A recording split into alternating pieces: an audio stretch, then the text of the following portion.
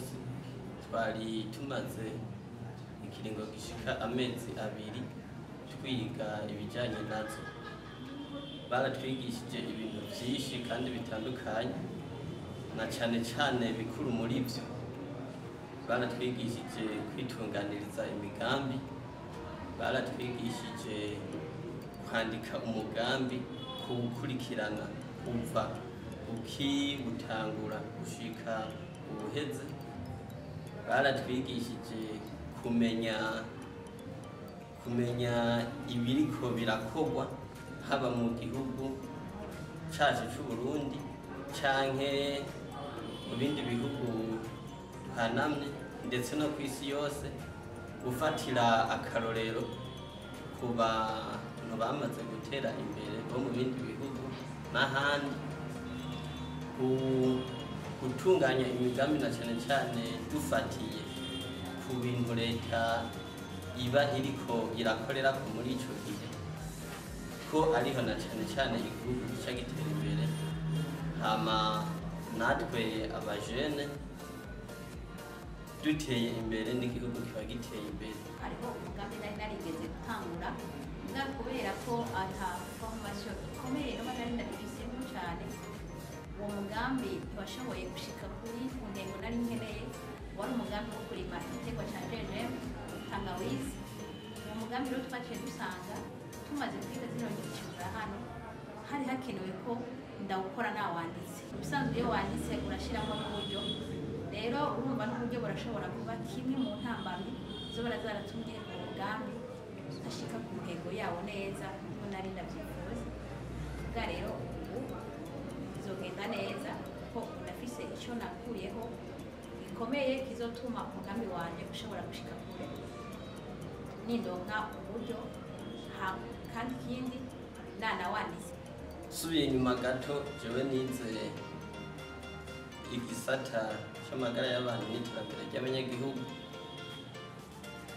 Urumva bijanye n'iyi formation nakoze, inyuma yo kuronka urupapuro rw'amashuri nize, naciye nitunganiriza umugambi wanje ndakreya ini boutique. Rero niho muri iyi formation bariko baratwigisha narabonye yuko iyo boutique yanje mu ijambo rimwe ubwo yanahomvye gose, fatiye ku byo batwigishije. Ubu ndabona yuko ngiye kuyikurikirana bikwiye, ndetse nkategura n'iyindi migambi myiza kandi ndabona yuko izotera imbere. Urundi rwaruka norotera kamo yuko bohurumbira kwikorera imigambi yabo kurusha guhurumbira gusaba ubuzi, kuko kera twituzi ko wize akuja gusaba akazi muri leta. Mu gihe twaramaze kubona yuko nta buzi buhari, urwaruka dutegerezwa kwibumbira ubuzi bwacu.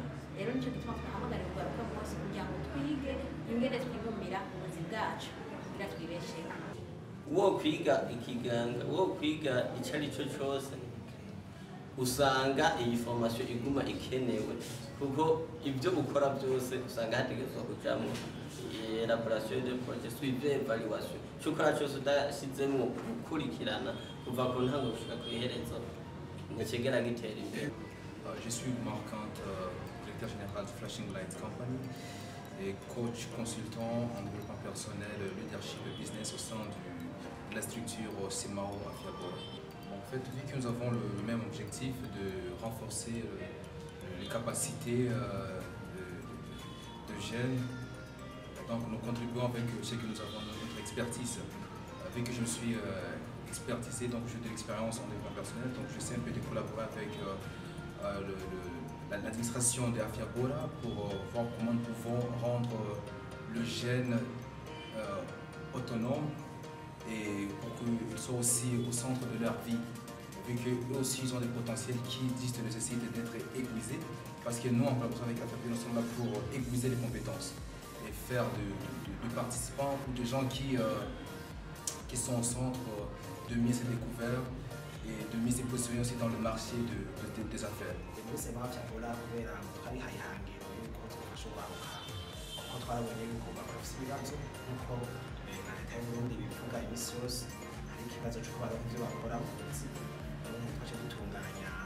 muri CMAAO HUB dutunganya izi nyigisho ku rwaruka bo muri komine Ntahangwa, bakaba ari promotion ya mbere, tukaba twifuza yuko bose baronka inyigisho z'uko bitunganiriza imigambi bo nyene. Turafasha tukabaha ababigisha tukabaha espace aho bakorera tukaborohereza kugira ngo iyo formation inyigisho zishobore kuba. Urwaruka ruhejeje kuronka izi mpapuro zerekana ko bakurikiranye izi nyigisho, bakeneye ubafasha mu migambi yabo bazoba bariko baritunganiriza izokoroha cane. Ikindi kigira kabiri nuko abanyene turababwira ivyo leta itanga canke yabashize imbere kugira ngo bibafashe. Nk'akarorero tukababwira nka banki y'urwaruka, tukababwira ico ministeri ya jeunesse sport ifasha, tukababwira peage cifasha, tukababwira andi ma avantage ahari kuja hamwe amakoperative kwiyunga bakagira imigambi bari hamwe. Twebwe ihangiro dufise nuko urwaruka rwose rwo muri komine Ntahangwa rwose ruronka izi nyigisho zerekeye imigambi yo kwiteza imbere, tukabakangurira yuko umuntu wese ari responsable y'ubuzima bwiwe wenyene, ategerezwa gukura amaboko mu mpuzu, kandi umutahe wa mbere ni wenyene. Umutahe wa mbere n'urya muntu nyene azoba responsable yiwe wenyene akore kugira ngo yiteze imbere, kugira ateze imbere n'igihugu.